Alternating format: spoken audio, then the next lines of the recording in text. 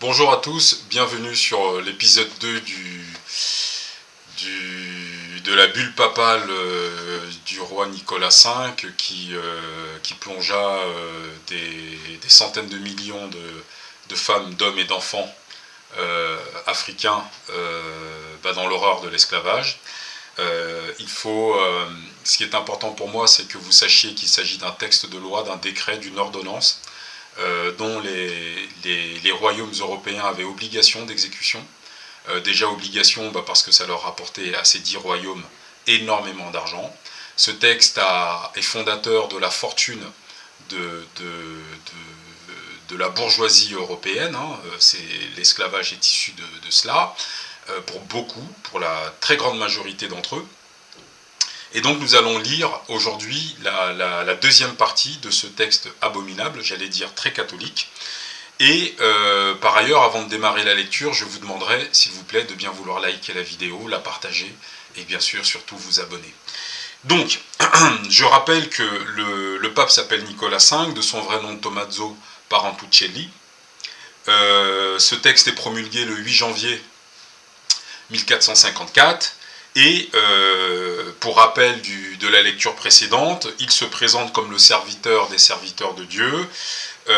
Il est vicaire de Jésus-Christ, donc descendant de Jésus-Christ, héritier de Jésus-Christ, et il nous dit qu'il porte un regard paternel sur toutes les régions du monde et l'état des nations qui y vivent. En gros, pour les autres peuples, qu'ils le veuillent ou pas, eh bien, ce pape était en gros au-dessus d'eux, il faisait autorité sur le monde entier. Donc la lecture est tirée de ce livre, voilà, Le péché du pape contre l'Afrique, vous avez énormément d'éléments à l'intérieur. Voilà, donc on démarre la deuxième partie, la deuxième lecture.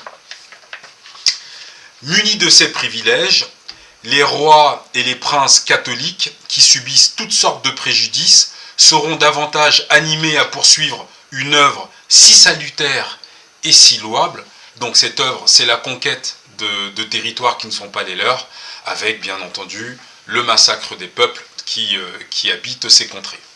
Il est récemment venu à notre connaissance, non sans une immense joie et allégresse pour notre âme, que notre fils bien-aimé, le noble Henri, enfant du Portugal et oncle de l'illustre roi des royaumes de Portugal et Algarve. Algarve, c'est une région qui était au sud du Portugal. Notre très cher fils dans le Christ, Alphonse.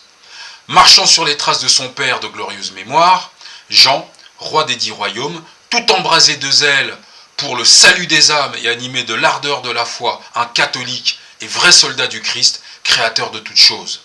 En défenseur très ardent et très valeureux, et champion intrépide de cette foi, aspirant de toutes ses forces depuis sa jeunesse, à voir répandu, exalté, révéré de toute la terre et jusqu'aux contrées les plus reculées et inconnues, le nom très glorieux de ce même Créateur, et à mener dans le giron de la foi les ennemis de cette croix vivifiante par laquelle nous fûmes rachetés, à savoir les perfides de Sarrazin, ainsi que tous les autres infidèles, une fois Ceuta en Afrique, jointe à sa couronne par le roi Jean, après avoir, lui, enfant au nom du dit roi, mené bien des guerres contre les ennemis et infidèles susdits, en personne à grande fatigue et à grands frais, exposant aux plus graves périls et dommages ses biens comme ses gens, subissant la perte de nombreux de ses sujets, ni abattu ni effrayé de tant de peines, de périls et de dommages.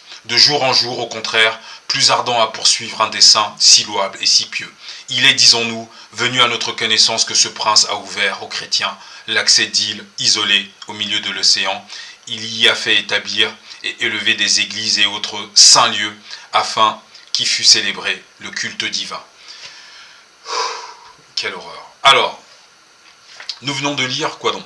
Le pape nous informe qu'il a appris, je reprends les termes, non sans une immense joie et allégresse pour son âme, que un barbare, qui est le fils du roi Alphonse, qui est donc roi du Portugal, a trouvé, en errant sur les mers, des îles, des contrées qui leur étaient inconnues, et que le pape est heureux eh bien, que ces îles et ces contrées aient été prises comme possession. Donc on va posséder quoi? On va posséder les gens, on va posséder les terres, on va posséder les richesses, on va tout posséder en réalité. Et donc le pape encourage cette action. Voilà, c'était la deuxième partie de ce texte abominable qui est, je le rappelle, l'origine même de l'horreur qu'a été l'esclavage des Noirs, qui a duré quand même 400 ans, presque un demi-millénaire de massacres, de razzias, etc. Voilà, donc je vous dis à très bientôt pour la suite et pour la poursuite de la lecture de ce texte très catholique. Merci, à bientôt.